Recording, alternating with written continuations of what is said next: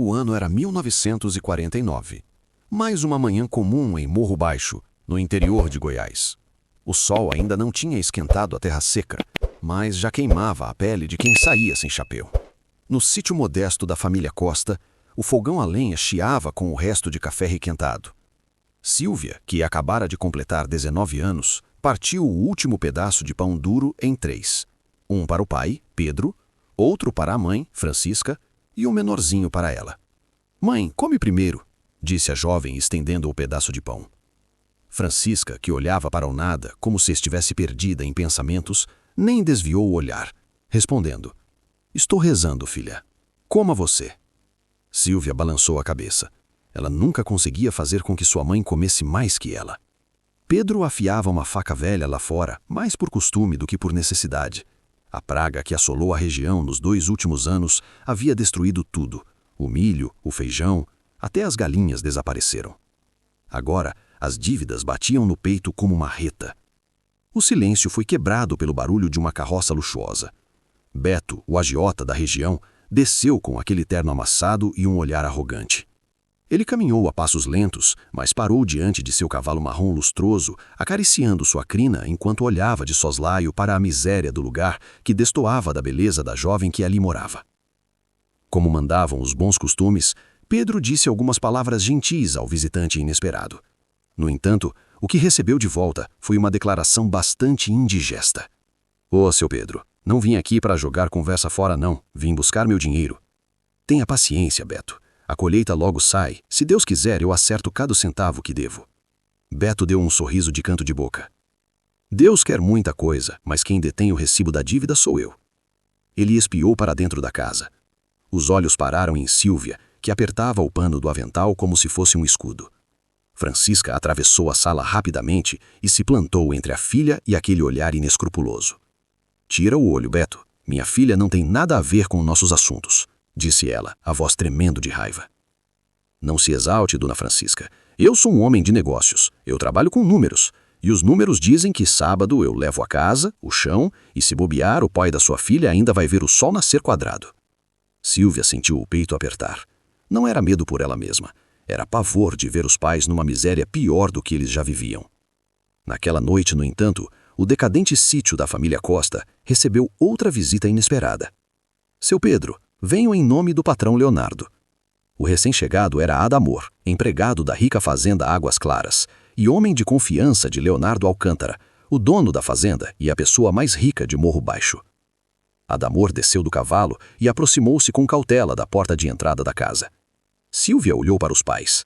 Os 3 tinham a mesma expressão de confusão, como se estivessem se perguntando o que alguém ligado a Leonardo Alcântara queria com uma família tão simples e àquela hora da noite.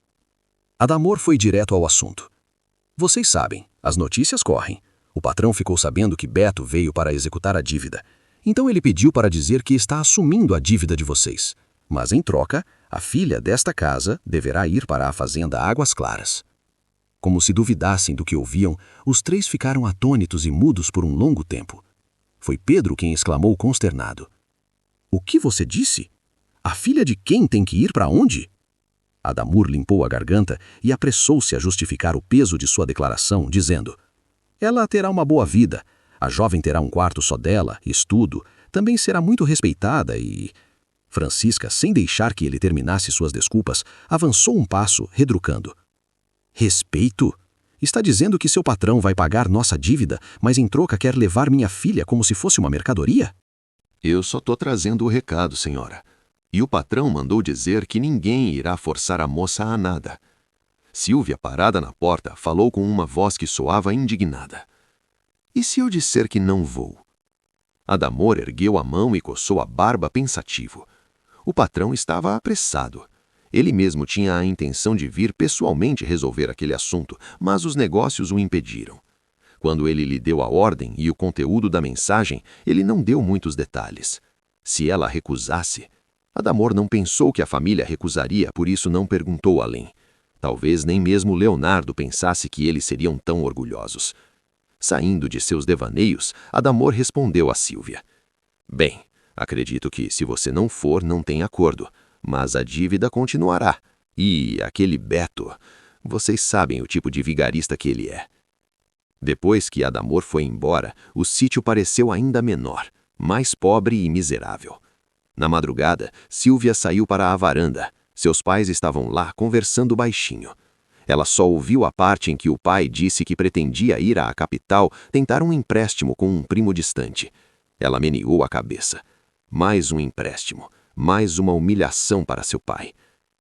Pai, mãe, o que vocês acham se eu aceitar a oferta daquele homem, Leonardo Alcântara? O pai balançou a cabeça vigorosamente em negativa. Filha, deixa que eu cuido disso. Eu vou dar um jeito, não precisa se preocupar. Ela inclinou a cabeça e olhou para o pai com ternura. Até o fim ele tentava ser determinado. No dia seguinte, Adamor voltou com um bilhete escrito em uma caligrafia elegante. Silvia, você não me conhece, e por isso sei que é difícil acreditar em minhas palavras. Mas o que meu empregado falou ontem é a mais pura verdade. Eu não tenho intenção de te desrespeitar. Peço apenas que venha até mim para conversarmos. No entanto, algumas palavras de meu empregado foram transmitidas de forma equivocada, então me permita me corrigir. Se você resolver ficar em minha fazenda, prometo tornar sua vida melhor. Mas se mesmo assim você não quiser ficar, eu mesmo me entendo com o Beto. Assinado, Leomardo Alcântara. Aquela frase final grudou na mente dela. Eu mesmo me entendo com o Beto. Aquilo fazia sentido. Por que um homem compraria uma dívida sem intenção de ter nada em troca?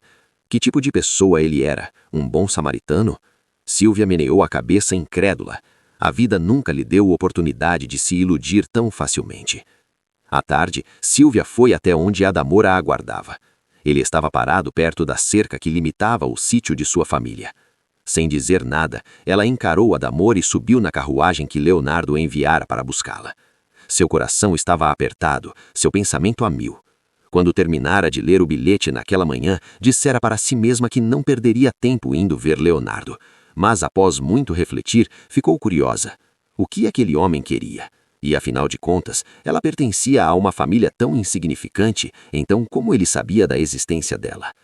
Tal como qualquer morador daquele lugar, ela o conhecia de longe, das missas, das festividades, mas eles nunca trocaram uma palavra. E, pelo que ela lembrava, nem mesmo um olhar. Como ele a conhecia? Enquanto ela buscava referências em sua memória, a carruagem partiu devagar, levantando poeira vermelha. A fazenda Águas Claras ficava a 1 hora de distância de seu sítio. Localizada à margem de um rio perene, ela era uma referência em toda a cidade de Morro Baixo e adjacências.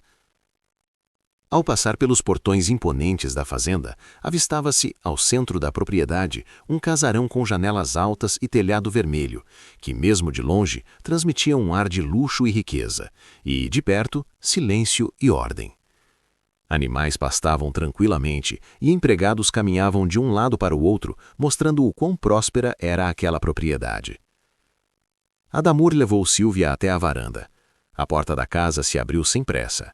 Como se a esperasse, um belo homem apareceu de repente.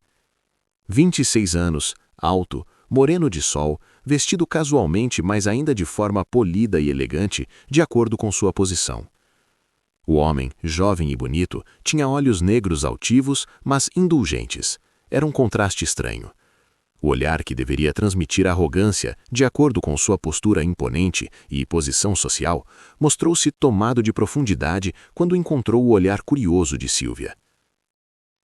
Seja bem-vinda, meu nome é Leonardo, o homem disse, estendendo a mão para ela. Sentindo o olhar dele queimando sobre ela, ela baixou o olhar por um segundo e apertou a mão dele. Eu sou Silvia. Por favor, entre, vamos conversar na sala.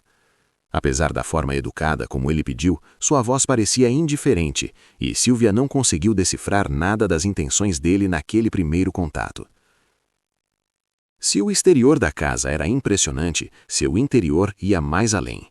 A sala tinha retratos antigos, um grande relógio de parede dourado, pinturas a óleo penduradas nas paredes e móveis importados. Quando se sentou em um dos longos sofás, Silvia se encolheu sem querer. Era um contraste gigantesco em relação à sua realidade. Por um instante, arrependeu-se de ter vindo ali. Dona Irene, a governanta, apareceu de algum lugar. Então essa é a jovem? A governanta disse, sorrindo com brilho nos olhos. Moça, já arrumei um quarto só para você. As roupas de cama são cor-de-rosa e as cortinas são brancas, mas se desejar arrumar de outra forma, eu irei... Leonardo levantou a mão e Irene parou de falar, piscando os olhos apressadamente sem entender. Dona Irene, Silvia e eu iremos ter uma conversa antes de tudo. Você pode nos trazer refrescos e bolo? Depois que a governanta se retirou, houve um silêncio demorado entre Silvia e Leonardo. Ele voltou o rosto para o lado e fitou a paisagem do lado de fora da janela. Foi Silvia quem quebrou o silêncio. Por que você está fazendo isso? No bilhete você disse que não quer nada em troca, mas, sinceramente, eu acho muito estranho. Não suporto a ideia de que você seja usada como moeda de troca. Ele falou bruscamente e só depois que as palavras saíram de sua boca, ele percebeu o quão estranha era aquela declaração. Por quê? Silvia perguntou, franzindo os olhos. O que isso tem a ver com você? Como se recuperasse a razão, Leonardo arrumou sua postura e a encarou altivamente. Tem coisas que não têm explicação. Só posso garantir que enquanto você estiver ao meu lado, ninguém encostará em você, nem mesmo eu. A postura imponente que ele armou e a firmeza de suas palavras, de repente ergueram uma parede entre eles. Mesmo assim, por alguma razão, ela não acreditava que ele estivesse mentindo. Silvia entendia que ele era um cara nada simples. Ela entendia que ele tinha seus motivos. Se ela o pressionasse um pouco mais, ele os revelaria. E, mais importante, ela queria realmente saber os motivos dele. Ela decidira ir ali para confrontá-lo. Estava com a mente carregada de presunção. Ela ensaiou frases como "eu não estou à venda" para dizer a ele. Mas, de alguma forma, ela não encontrava lugar naquela reunião para despejá-las. Além disso, havia seus pais. O que ela iria ganhar sendo orgulhosa? Como a dívida com o Beto seria quitada?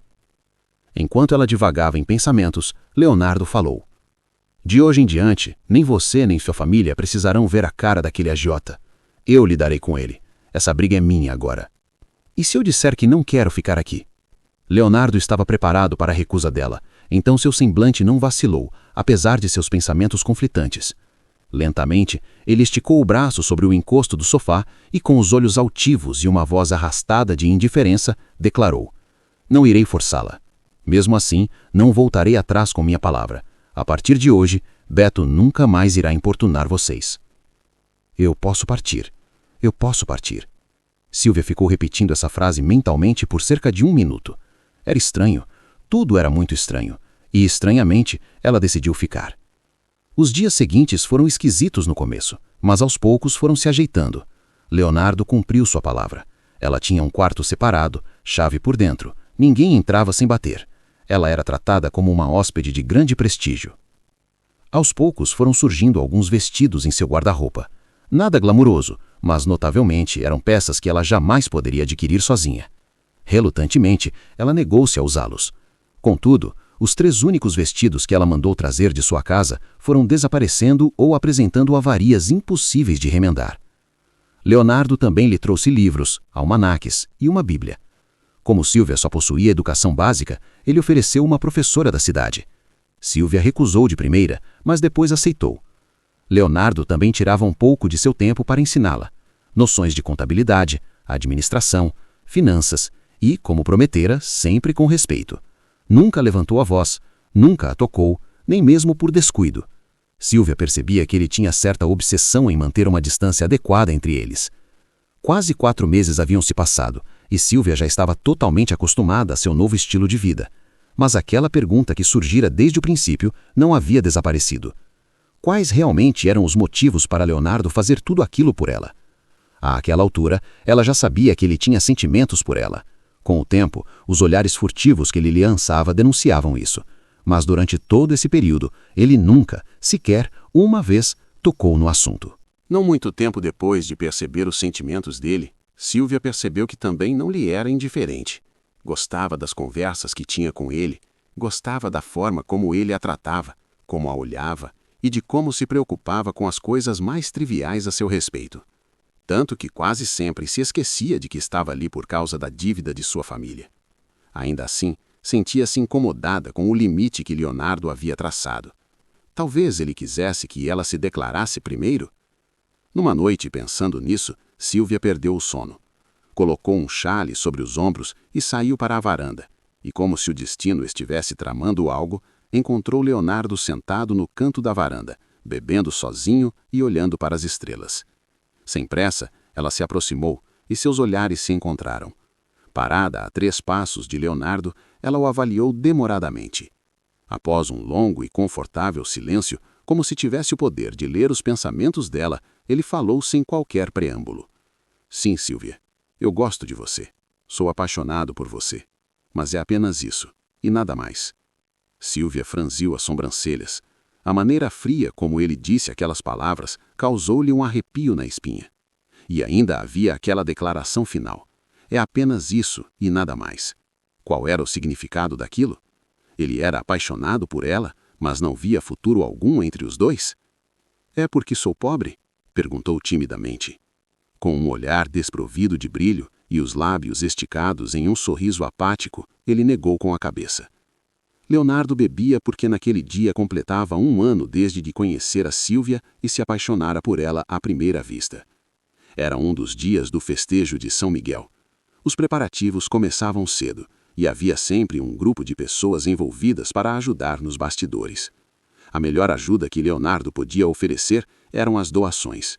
Como eram muitos itens, precisou ir pessoalmente com seus empregados para conversar com o pároco. Enquanto os empregados descarregavam os mantimentos das carroças, Leonardo conversava com o padre. Àquela altura, já não se lembrava do conteúdo da conversa que fora mais longa do que o necessário. Tudo o que guardara na memória era a visão de uma jovem, ao fundo da igreja, preparando bandeirolas. Suas roupas eram simples, mas sua aparência tirava o fôlego. Ela conversava com pessoas mais velhas, sorria com leveza e brincava ao sacudir as bandeirolas recém-confeccionadas. Era linda da cabeça aos pés, sem nenhum defeito, pensara Leonardo consigo mesmo. O homem que nunca experimentara o amor estava extasiado. Nunca se sentira tão cativado por uma mulher antes. Sentindo que estava se perdendo, forçou o olhar a fixar-se no pároco. Mas como se estivesse enfeitiçado, seus olhos voltavam repetidamente na direção de Silvia. Então o padre notou. Não havia como não notar. O velho sorriu e sussurrou. A chama-se Silvia. É uma jovem excelente, apesar da origem humilde. Hoje à noite, durante o festejo, ficará responsável pela barraca do suco. Aquilo era tudo que Leonardo se lembrava da longa conversa que tivera com o padre naquela manhã. E Leonardo, que nunca tinha a intenção de comparecer ao festejo, ficou a noite inteira. Como um adolescente apaixonado, rondou a barraca do suco observando Silvia da distância. Desde aquele dia, o olhar dele sempre procurava por Silvia nas missas. Todos os que o conheciam começaram a achá-lo estranhamente religioso, mas logo os mais próximos descobriram o motivo.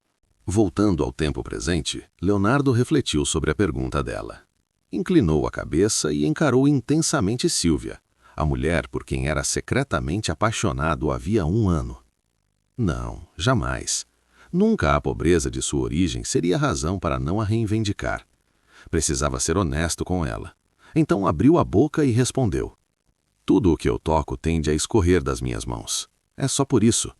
Assim era mais fácil. Ninguém perde aquilo que não tem. Seria mentira dizer que ele não a desejava ardentemente, mas estava satisfeito com o que havia alcançado. Agora podia olhá-la e conversar com ela todos os dias. Podia enchê-la de roupas bonitas e mimá-la indiretamente, proporcionando-lhe conforto e proteção. Ele estava satisfeito? Não, não estava. Mas aquilo era melhor do que nada. Sem dizer mais nada, Leonardo se levantou e foi embora, deixando Silvia perdida em pensamentos. Naquela noite, Silvia não pregou os olhos. Se não soubesse da história dele, teria ficado com uma grande interrogação na cabeça. Mas, ao se lembrar das conversas que tivera com a governanta da casa, chegou a uma resposta clara. Aquele homem tinha medo. Leonardo perdeu a mãe no dia de seu nascimento. Cresceu ouvindo do pai que era o culpado por aquilo. Quando tinha 5 anos, o pai se casou novamente. Felizmente, ou não, a madrasta o acolheu como se fosse seu próprio filho, visto que não conseguia engravidar. Mas quando ele tinha por volta de 8 anos, ela adoeceu e também morreu. Dessa vez, o pai não disse nada. No dia do velório, porém, Leonardo olhou para o caixão da madrasta por muitas horas, perguntando-se se o problema era realmente ele, se possuía algum tipo de maldição. Obteve sua resposta 7 anos depois, quando o pai faleceu repentinamente ao cair de um cavalo. Ele não fora exatamente um pai amoroso, mas havia sentimentos ligados ao sangue e à convivência. Por isso, foi mais uma perda extremamente dolorosa para um jovem de 15 anos. Por fim, foi a vez de perder a noiva, logo após atingir a maioridade. Eles eram prometidos um ao outro desde a infância. Leonardo a vira muitas vezes ao longo do crescimento e havia desenvolvido sentimentos de carinho e expectativas românticas por ela. Contudo, um mês após a cerimônia de noivado, ela contraiu pneumonia e faleceu semanas depois. Assim, Leonardo decidiu que viveria sozinho pelo resto da vida. Decidiu não ter apegos, não criar laços. Ao se lembrar da maneira melancólica como Irene narrara a trágica história de seu patrão, Silvia sentiu-se entristecida por ele e, ao mesmo tempo, chateada. Se desde o início ele não tinha a intenção de criar laços, por que a trouxera para junto de si? Ela estava realmente magoada, sobretudo porque não acreditava em maldição alguma, mas acreditava nos sentimentos dele. Silvia tomou sua decisão. Ao anoitecer do dia seguinte, quando Leonardo retornou da capital a negócios, recebeu a notícia de que Silvia havia partido. Irene, ao ver o semblante perplexo do jovem patrão, entregou-lhe cautelosamente uma carta que Silvia lhe deixara. A carta dizia: Caro Leonardo, primeiramente quero agradecer sua grande benevolência para comigo e com minha família. Depois, agradeço pelos meses que me permitiu passar em sua casa, sendo cuidada com profundo esmero. Por último, agradeço pela liberdade que me concedeu desde o início. Fazendo jus a essa liberdade, decidi voltar para minha casa. Aprecio seus sentimentos, mas não sei como lidar com sua posição em relação a eles. Por isso, achei melhor retornar ao lugar ao qual pertenço. Com carinho, de sua sempre amiga, Silvia. Leonardo perdeu a cor. Correu apressado até o quarto de Silvia como se ainda duvidasse do que ouvira e do que lera. Mas ela realmente não estava lá. Depois de procurá-la por todos os cantos da enorme casa, começou a voltar a si. Finalmente acreditou que Silvia o havia deixado. Então correu até a porta, decidido a ir buscá-la, mesmo contra a vontade dela. Felizmente, Irene, percebendo o estado lamentável em que ele se encontrava, impediu-o. Não vá até ela dessa maneira. Você irá assustá-la. Além do mais, já é tarde. Não é um horário conveniente para visitas. Mas ele não quis ouvir. Esquivou-se e passou pela governanta. Quando desceu da varanda, Irene gritou e perguntou: Você vai pedi-la em casamento? Leonardo parou de repente e voltou-se lentamente para encarar a velha governanta, como se ela tivesse feito uma pergunta absurda. Diante do silêncio dele e de sua expressão consternada, ela insistiu: Hein? Você está indo agora à casa dela para se declarar e pedir sua mão em casamento? Irene deu 2 passos em direção ao patrão atônito. Se for por isso que você vai, tudo bem, vá. Mas se não for, fique. Não é justo fazer uma jovem da idade dela perder tempo com um homem que não pretende ter um futuro com ela. Sem esperar resposta, a governanta deu-lhe as costas e entrou na casa rapidamente. Naquela noite, Leonardo foi à casa de Silvia, mas não a importunou, graças às palavras de Irene. Como antes, permaneceu à distância, olhando em direção ao interior da pequena e decadente casa. Não é justo fazer uma jovem da idade dela perder tempo com um homem que não pretende ter um futuro com ela. A declaração martelava em sua mente enquanto a observava de longe. Ele não podia reivindicá-la, mas também não conseguia soltá-la. Isso sim era injusto, pensou consigo mesmo, zombando do próprio infortúnio. Leonardo, como um idiota, passou a noite além da cerca do sítio da família dela.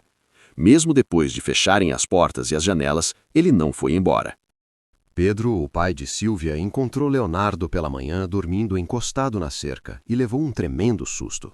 Apesar do estado desgrenhado, dos olhos fundos e do rosto abatido, Leonardo recuperou a compostura rapidamente, pois já havia tomado sua decisão. Não poderia parecer um louco diante de seu futuro sogro. Quando Silvia acordou, saiu do quarto ainda sonolenta e deparou-se com Leonardo e seus pais sentados à velha mesa da cozinha, bebendo café em canecas lascadas. Seria mentira dizer que ela não esperava que ele a procurasse. Silvia havia deixado a casa dele com a intenção de forçá-lo a agir, mas não imaginava que seria tão rápido, muito menos antes das 6 da manhã. Como se estivesse diante de um fantasma, perguntou: "O que você está fazendo aqui?" Minutos depois, Leonardo e Silvia se reuniram do lado de fora da casa, perto do galinheiro. Enquanto o sol surgia lentamente no horizonte, tiveram uma longa conversa a sós. Ele contou sua história, revelou seus temores e, por fim, declarou-se: "Eu te amo desde a primeira vez que te vi. Quando soube da dívida e do que Beto estava fazendo, fiquei indignado com a audácia dele. Depois vi nisso uma oportunidade de ter você ao meu lado. Queria que o sentimento de gratidão a mantivesse perto de mim. Eu me contentava com isso, mas percebi que estava errado." Esse era o plano original de Leonardo. Queria esconder o amor até o fim. Queria ser apenas um amigo, queria que ela confiasse nele e permanecesse ao seu lado por gratidão. Mas tudo falhou quando não conseguiu disfarçar os próprios sentimentos. No início, mantinha o olhar frio, as frases medidas e o tom de voz indiferente. Em determinado momento, porém, percebeu que estava falhando. Notou quando ela flagrou seus olhares furtivos. Tentou se corrigir ao sorrir mais do que devia. Mas falhou, e falhou outra vez. Além disso, esquecera-se de uma variável essencial. Ela também poderia começar a gostar dele. "Eu entendo, Leonardo, mas não aceito ficar ao seu lado passivamente. Ou você tem tudo de mim, ou não terá nada. A escolha é sua." Leonardo pensou que ela era ainda melhor do que imaginara, inteligente, autêntica e, acima de tudo, determinada. Aquela longa noite não havia sido em vão. Ficar acordado ao relento como um idiota, além da cerca da propriedade da mulher que amava, fizera-o perceber muitas coisas. Uma delas era que não podia deixar de viver um grande amor apenas por medo de perdê-lo. Trauma, medo, superstição? Por que deveria limitar a própria vida por causa disso? Se fosse assim, era melhor deixar este mundo. Leonardo sorriu e pegou a mão dela. Aquela era a primeira vez que a tocava. Ao envolver a pequena mão de Silvia na sua, sentiu uma satisfação profunda preencher-lhe o peito.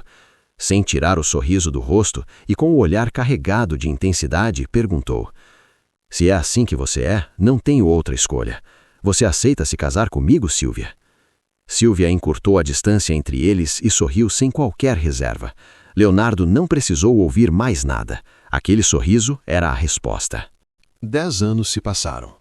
Silvia, Leonardo, os 4 filhos e alguns convidados estavam reunidos ao redor de uma enorme mesa no jardim, repleta de pratos saborosos. Era a comemoração de 10 anos de casamento. O pai de Silvia contava uma de suas anedotas e, ao final, ela sorriu, o mesmo sorriso sem reservas que costumava oferecer. Leonardo inclinou a cabeça, lembrando-se do dia em que a vira pela primeira vez, há 11 anos, nos fundos da igreja. Era aquele mesmo sorriso pelo qual se apaixonara. Em seguida, lembrou-se do pedido de casamento e da resposta silenciosa dela. Um sorriso diferente, meio petulante, enigmático, mas profundamente sedutor. Ela lhe roubara o coração pela segunda vez com aquele sorriso. E fora graças a ele que Leonardo compreendera definitivamente que merecia ser feliz ao lado da mulher que tanto amava. Lembre-se de curtir o vídeo e se inscrever no canal para não perder nenhuma história nova. Nos encontramos no próximo vídeo. Até breve!